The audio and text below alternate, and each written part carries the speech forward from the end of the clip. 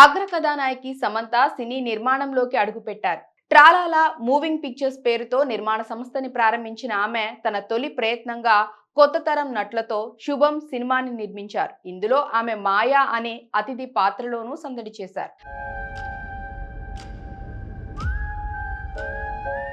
మరి ఈ సినిమా ఎలా ఉంది? ఎలాంటి వినోదాన్ని పంచింది? అది ఇప్పుడు చూద్దాం. కథ ఏంటంటే, అప్పుడప్పుడే పల్లెటూరికి డిటిహెచ్లు పరిచయం అవుతున్న రోజులవి. భీముని పట్నానికి చెందిన శ్రీను లోకల్ గా కేబుల్ టీవీ నెట్వర్క్ ని నడిపిస్తూ ఉంటాడు. తన స్నేహితులతో కలిసి సరదాగా జీవితాన్ని గడుపుతున్న శ్రీను వ్యాపారానికి డిష్ కుమార్ పోటీకి వచ్చి అందరికీ డిటిహెచ్లని అలవాటు చేస్తుంటాడు. ఆ పోటీని తట్టుకొని నిలబడే ప్రయత్నాల్లో ఉండగానే బ్యాంకులో పనిచేసే శ్రీవల్లితో పెళ్లి జరుగుతుంది.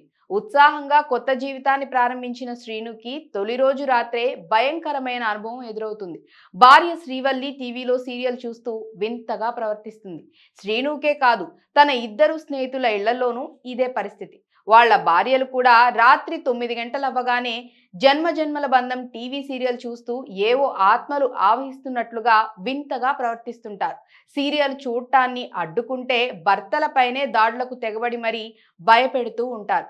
సీరియల్ పూర్తయ్యాక మళ్ళీ ఏం జరగలేదన్నట్లుగా వ్యవహరిస్తూ ఉంటారు. ఈ విషయం ఊళ్ళో తెలిస్తే తమ పరువు పోతుందనే భయంతో ఎవరికీ చెప్పరు ఆ ముగ్గురు స్నేహితులు. కానీ ఊళ్ళో అందరి ఇళ్లలోనూ ఇదే జరుగుతోందని ఆ తర్వాత తెలిసి కంగు తింటారు. అసలు ఎందుకు ఇలా జరుగుతోంది? జన్మజన్మల బంధం సీరియల్ కి ఆత్మలకి సంబంధం ఏమిటి? ఈ ఆత్మల సమస్యలకి పరిష్కారం చెప్పమని మాయా మాతాశ్రీ దగ్గరికి వెళ్తే ఆమె ఎలాంటి సలహా ఇచ్చింది? అసలు ఆత్మల నుంచి ఆ ఊరి మహిళలకి విముక్తి లభించిందా లేదా అన్నది కథ. మొత్తంగా చూసినట్లయితే సినిమా ఎలా ఉందంటే, ఆసక్తిని రేకెత్తించే కాన్సెప్ట్ ఉన్న చిత్రం ఇది. ఒక హారర్ కామెడీ సినిమాకి ఏం అవసరమో అవన్నీ ఇందులో ఉన్నాయి. సీరియల్తో ముడిపడిన ఓ కొత్త నేపథ్యానికి తోడు మంచి మలుపులు కూడా ఈ సినిమాకి బలమే. అయితే ఈ కాన్సెప్ట్లో ఉన్న పదును తెరపైకి రాకపోవటంతోనే చిక్కులని. కథనంలో బలం లేక హారర్ నేపథ్యం ప్రభావం అంతగా చూపించక సినిమా పలచగా మారిపోయింది. దీంతో అక్కడక్కడ కొన్ని నవ్వులే పండాయి. అంతిమంగా ఓ మంచి కాన్సెప్ట్ సరైన ట్రీట్మెంట్ లేక వృధా అయిందనే భావన కలిగిస్తుంది చిత్రం. అసలు కథని ఆరంభించడానికి చాలా సమయమే తీసుకున్నాడు దర్శకుడు. పాత్రల పరిచయం, సన్నివేశాలు నత్తనడకని గుర్తు చేస్తాయి.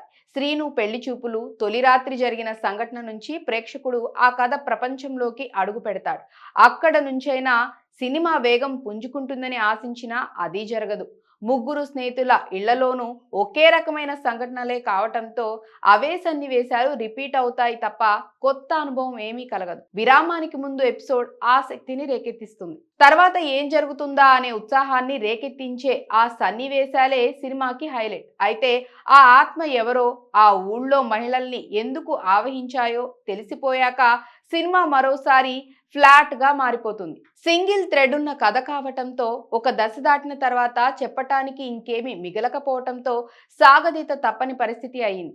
ద్వితీయార్థంలో కథ అక్కడక్కడే ఒకే అంశం చుట్టూనే తిరగటం ఏ మాత్రం ఆసక్తిని రేకెత్తించదు. ఆల్ఫా మేల్ అంటూ విర్రవీగే మగాళ్లకు సంబంధించిన ఓ పార్శ్వం కథలో ఉన్నప్పటికీ దాన్ని బలంగా వాడుకోలేకపోయాడు దర్శకుడు. సినిమా బండి టీం ని కథలోకి తీసుకురావటం మంచి మలుపు. ఇంటిల్లిపాది కలిసి చూసేందుకు అనువుగా ఉండటం, అక్కడక్కడ హారర్ ఎలిమెంట్స్, కామెడీ సన్నివేశాలు ప్రభావం చూపించటం ఈ సినిమాకి కలిసొచ్చే విషయాలు. ఇక ఆర్టిస్టుల పరంగా చూసుకున్నట్లయితే కొత్త తరం నటులు పర్వాలేదనిపిస్తారు. అయితే హారర్ సన్నివేశాల దగ్గర తేలిపోయారు. అనుభవం ఉన్న నట్లయితే ఆ సన్నివేశాలు మరో స్థాయిలో ప్రభావం చూపించేవి. సమంత అతిథి పాత్ర ప్రభావం చూపించింది. సమస్యని సమస్య అని ఎందుకంటారంటే అది సమస్య కాబట్టి అంటూ ఆమె నవ్వించారు. సాంకేతికంగా సినిమా ఉన్నతంగా ఉంది. పాటలు సందర్భోచితంగా ఆకట్టుకుంటాయి. నేపథ్య సంగీతానికి తోడు విజువల్స్ మెప్పిస్తాయి. నిర్మాణం సినిమా స్థాయికి తగ్గట్టుగా ఉంది. దర్శకుడు కొన్ని సన్నివేశాలపై పట్టు ప్రదర్శించాడు. భయపెట్టినా నవ్వించినా ఆ ప్రయత్నం పతాక స్థాయిలో ఉంటేనే నేటి ప్రేక్షకులకు నచ్చుతుందని చెబుతుంటారు సినీ పెద్దలు. దర్శకుడు ఆ దిశగా దృష్టి పెట్టలేదు అనిపిస్తుంది.